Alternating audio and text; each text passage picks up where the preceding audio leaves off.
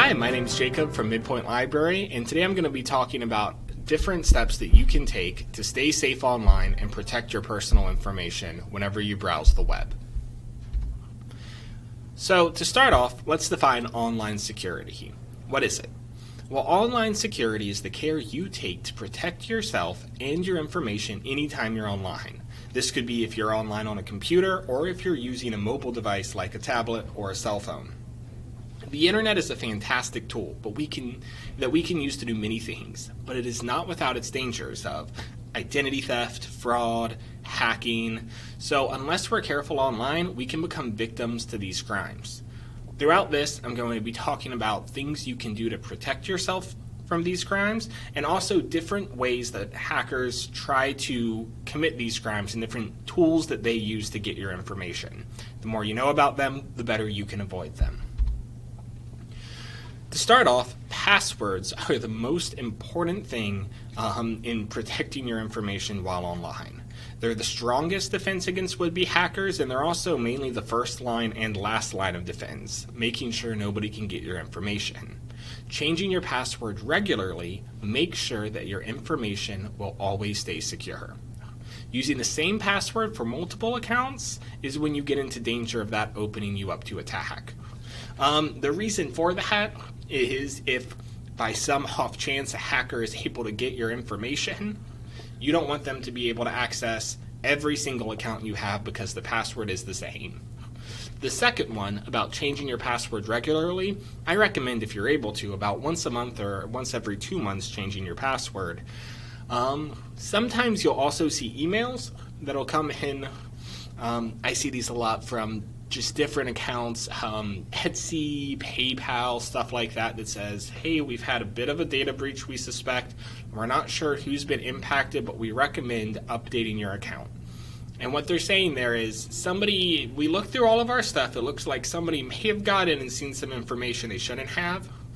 Just to be safe, change your password so in the event that they were able to get any information from your account, they can't log in now. Here's a couple password mistakes to avoid. Number 1, always avoid using personal information that is publicly available. This includes birthdays, anniversaries, major life events. A lot of times you want to use them because they're very easy to remember, but they're also the first guesses a hacker may take when trying to break into your account. If you think about it this way, many people have their birthday publicly available on their Facebook page. Maybe you made a tweet about you celebrating your anniversary or a major life event like your graduation. That's information that a hacker, if they're trying to target you, would be able to piece together through different small bits of information online, and those are going to be the first things oftentimes that people try. So, to keep yourself safe, make sure that none of the information on your password is connected to something that is easily connected to you. Secondly, avoid following a pattern when you change your passwords. The examples that I gave here, if you kind of look at the mouse in number 2, would be changing it from password 1 to password 2. This leaves you at risk of repeat hacking. Worst case scenario, a hacker is able to get into your account and they identify that the password is password 1. But you find out that they were in, you change your password. As soon as they try and sign in, they're probably going to try password 2, just to see if that's the easiest. You want to make sure it's something completely different from what it was before, so that they don't have a chance of getting into your information. Finally, and this one has a bit of a caveat, but it says don't save a list of your passwords on your computer. That's to say, don't put all your eggs in one basket. If the hacker were to find a way into your computer, they would then possess the information to all your accounts. It's like giving them the key to the kingdom. So there are some pieces of software that allow you to store all of your passwords in an encrypted file that is then only able to be opened by a master password, which you would possess, which is extra secure. I'm not talking about those. Those are, for the most part, pretty safe. Instead, with number 3, what I'm discussing is I'll see a lot of people that will have their email and then inside of their email save their login to every single account that they do. You want to avoid doing this. The main reason that you don't want this is because if somebody's able to get into your email, they can then go through and say, okay, Facebook password is, all right, the password to Twitter is. You want to make sure that you don't have a single place that if one password gets broken, all of them fall through. Now we're going to move on to phishing. Phishing is one of the biggest tools that hackers use to get information, and it's also a way that not only can they steal your information, but they can also at times install different malware, which we'll get to in just a moment, onto your device. So when you think of phishing, think of it as if a hacker is a fisherman standing by a big lake full of fish. They throw their fishing line into the water, and they're not going to catch every fish, but they're just hoping to catch one or two fish to get all that information. Make sure that you're not the fish that the hacker is able to reel in. Phishing is defined as the fraudulent practice of sending emails purporting to be from reputable companies in order to induce individuals to reveal personal information such as passwords and credit card numbers. One of the most famous phishing examples is the Nigerian prince scam. Now, it's an old scam that's been around for a while, but you either get a letter or nowadays more likely an email claiming to be from a Nigerian prince or somewhere from far away, and they're incredibly rich. And they say, hey, my bank account's tied up. I need you to send me $5,000, $50,000. And once you do, I'll be able to send you $1 million once I'm able to use that money to access my bank information. What happens is the victim then sends the money, and they never hear from this magic prince again. In reality, there was no money. The princes just ran off with some of your savings. So protect yourself from these by not opening any unexpected emails from strangers. Another new type of phishing that I've seen is that people will get phone calls claiming to be from different government bodies like the IRS. And they'll call you and they'll start to talk really fast. They'll say, hey, you owe this money, you're going to go to jail. And it's a very scary situation for the person who's just been called. When this happens, it's very important that you take a moment, collect yourself, take a breath. The fisher is trying to scare you at this point by throwing a bunch of information at you. A couple red flags from this situation would be that, one, the IRS only ever conducts business through the post office and through the mail. If you haven't received a piece of mail that's from the IRS, it's not legitimate. Secondly, a lot of times these people will, in trying to scare you, say, well, you need to pay all this money, and it needs to be paid in gift cards. I need you to go get so many iTunes gift cards or so many Visa gift cards and read me the numbers. Does that seem like how the government conducts itself? Not really. Now, the person is trying to scare you, but if you just take a breath, hang up, and then if you want, you can even call the actual IRS back by going to their website, irs.gov, and say, hey, I just got a phone call, and they'll go, oh no, you're good. Sorry about that. They may even investigate to make sure they can track down that hacker and get them to stop. Now we're going to move into malware, which is when people talk about computer viruses, a lot of times they're talking about a way larger umbrella of different malevolent computer software called malware. So malware is an umbrella term for any piece of computer software that damages a computer. There are a multitude of ways that malware can sneak its way onto your device. There are many other different types of malware, and some are more noticeable than others.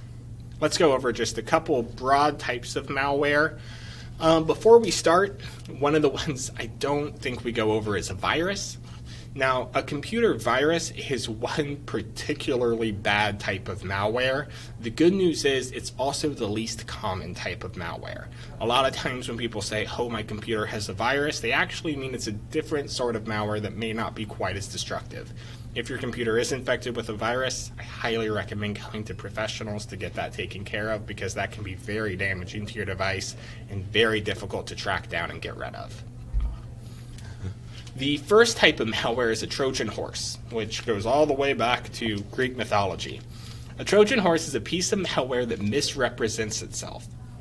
You may think you're downloading a new app or update for your computer, but it's actually this bad piece of malware.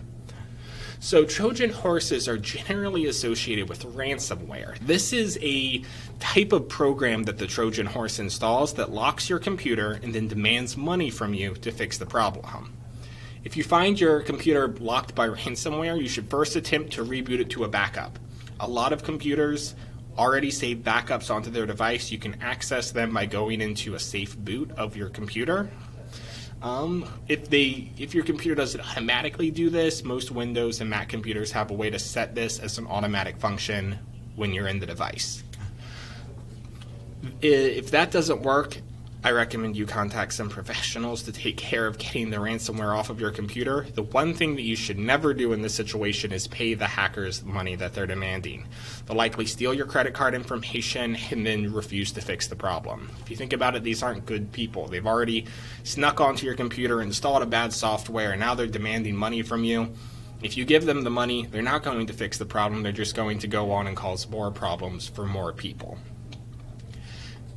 Nowadays, fewer and fewer people's computers are affected by ransomware and Trojan horses, as a lot of hackers have begun to target larger companies. A lot of times hospitals will find themselves under attack by ransomware, and they have entire teams of IT people just at the ready to protect themselves with cybersecurity, because that's where more money comes from, is my understanding, to the hackers. But there are still some Trojan horses and hackers out there that are trying to get onto everyday people's computers with ransomware. Just be warned, and if you ever see your computer locked down and say, a lot of times with big scary text and a lot of bright red and green saying your computer is on lockdown, it's been infected by a virus, contact this phone number and pay this much money and we can fix it for you.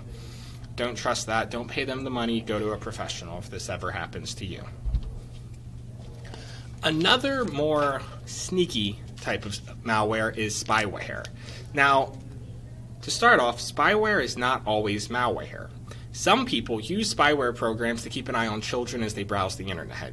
If you've ever seen an app on your phone that allows you to track where your family members are, or maybe you can see where your friends are at a time, that's technically spyware. It's any type of software which monitors people or keeps an eye on them so that other people can know what they're doing. Now, the big problem with spyware is when it's installed on your device without your knowledge. Like the name would suggest, spyware works like a spy. It can be hard to notice, but it can record all of your usernames and passwords. It monitors your computer, it sees what you're typing on the screen, what you're typing with the keyboard, so every time you get to a login screen and you type in your information, the spyware notices it, catalogs it, and sends that off right back to the hacker so they can get onto your device from their own. The number one way to avoid spyware, I would recommend, is to avoid typing sensitive information like your bank account login into public computers whenever possible. If you think about it, you're out and about, there's a computer somewhere, you might not know where it's been. You might not know where it's come from. Avoid typing incredibly important information like your bank account information there, because you don't know if it may or may not have been infected with spyware. Next, we're going to talk about adware. Do you ever find yourself facing a million pop-up ads whenever you open a new web page? Your device may just be infected with adware, which is a type of malware. Adware will bombard you with many different advertisements, and clicking those advertisements will oftentimes lead to malicious and fraudulent websites. Now, the crazy thing about adware is that in recent years, even legitimate ads can be a big problem on the internet. There's a new type of hacking called malvertising. It's just malware advertising, and it's a process in which a hacker purchases an advertisement on a website that is respectable. So they'll go to a decent, upstanding website that has nothing bad on it, but then they'll purchase advertisements off on the side of the screens, and when you click on those, it will then take you to a bad website that will install the malware. The best way to avoid accidentally getting adware or other viruses put on your computer is to just never click internet ads.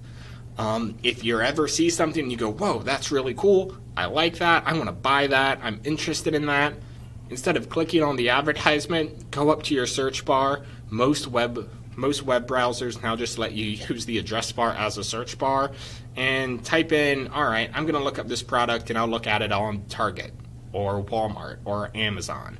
And that's going to help you avoid clicking onto something that looks too good to be true and then finding out that your computer is now infected with a virus. Instead of just clicking on the ads, it's a little bit more work, but it's going to save you from a lot of headache down the line. The next thing about being safe online is to always be wary of what you share. When you share things publicly, you never know who may be watching. It's okay to be present on social media, a lot of us are, even I am, but sharing too much personal information can get you in trouble. It's normally best to be more reserved online than you are in real life.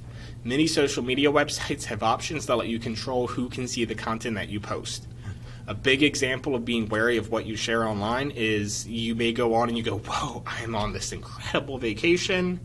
I'm having the time of my life at this place, and I want everyone to see these pictures as I'm there. And your friends and your family are like, wow, these pictures look awesome. But who else is looking at those pictures as you post them? It could be somebody that goes, hey, they're not in town right now. There's probably no one at their house. And then they go and they rob your house because you've just announced to the world, I'm out of town. So be more careful. Maybe you post those and say, wow, last month was a really great vacation after you're back home. And then they go, oh, well, last month I could have robbed their house, but now I can't do anything. So always be careful of what you share online. Who knows who's going to be monitoring that information.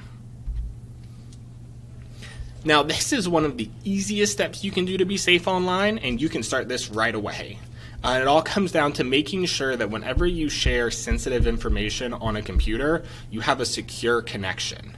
So, before you enter any sensitive information, if you're on a checkout at Walmart.com, Target.com, or even if you're just buying a pizza at Papa John's or Domino's or another pizza place, you should always check the security of a web page. And the easiest way to do this is to check a web page's security is to check the secure sockets layer, the SSL. And this sounds very difficult, but it's super easy. If you look over here, you see an example of a website login or a web address. So if your web address is up here, and I just had our www.midpointlibrary.org to get to our website, to get to our library's website, what you're going to look for is this S at the end of HTTPS. That S means that it's a secure connection. If it only starts with example down here, you see HTTP, it is not a secure connection. And that's fine if you're just using it to kind of browse the internet. If you're reading a news story and it's HTTP, that's nothing to worry about. But if you are entering information like a login or your credit card information, you're going to want to make sure you see that S. That makes sure that the connection between the web page and the server it's sending the information to, there's no one in between. If you're just going through and you're reading a news story or something, you don't need to worry about that. If somebody sees that you're on that page, there's not much to be worried about and not much that can be done. But before you ever type in secure information, double check that you have this S at the end of HTTP. That's going to mean you have a secure sockets layer. Now, some people also set up programs called virtual private networks. These are called VPNs. You may see them advertised at some places on the internet. They mainly use them to protect their identities. What a VPN does is it basically, when you sign onto a computer and when you go to a web address, instead of going straight to the web address, your computer goes way out to a server somewhere else or a network somewhere else, some other place in the world sometimes, and then connects to that web page. Now, this has a couple benefits. Some people use it so they can watch videos. Oh, well, this video is available on Netflix in England, but I can't watch it in the United States. So they use a VPN to kind of tell Netflix's server, oh, I'm watching this from England, and then they can watch it. These can be helpful, and they can also make sure that you stay anonymous online. Most of them are paid, and if you're using one that's not trustworthy, you can get in a lot of trouble. There are some companies that are reputable, that allow you to set up VPNs. You have to do a little bit of research, and they can be a little bit complex. I would say for the average user, they're not necessary, but that's kind of up to you. But if you do choose to use one, always make sure it is a reputable VPN. The next thing to do is to always verify information before trusting. This kind of goes back to what I was saying earlier about the IRS scam that's happening more and more recently. Many hackers try to take advantage of people's trust, so always be wary of how strangers present themselves online. It's always best to confirm an individual's identity before you make a mistake. So an example of how this might happen. You get a phone call, they're claiming to be from a division of your bank. They say there's a problem with your account. Can you confirm you're the account holder? Can you read us your credit card number real quick so that we know that we're talking to the right person? And you go, oh wow, there's a problem? Before you read them your credit card number, go, give me a moment, hang up the phone, and call your bank back. Not the same phone number that just called you. Look up your bank's phone number. If you use Fifth Third, look up Fifth Third's customer support number and call them back and say, hey, I just got a call from somebody claiming to be you guys. Can you confirm, now you know that you're talking to the official Fifth Third call center, that you called me? And they may say, yeah, we do need to call you about something, but they'll probably go, no, that wasn't us. Don't give them any information. If somebody calls you and claims to be someone, it's always best to then go, all right, well, give me a moment. I'm going to call you back just to make sure that you are who you say you are. So when you hang up the phone, don't just call back the number. Look it up instead and go, okay, what is Fifth Third's? Or you could just call your local. If you know the phone number to your bank down the street, call them and go, who do I need to talk to if somebody's saying I've been hacked? This is going to protect you. If somebody's saying, well, no, you need to talk to me now, you can't get off the phone, that's probably a hacker trying to scare you. If it's actually your bank or if it's someone reputable, they'll go, hey, I understand you want to make sure. You call back, and I'll be waiting once they transfer it to you. Way safer to always verify before you trust someone.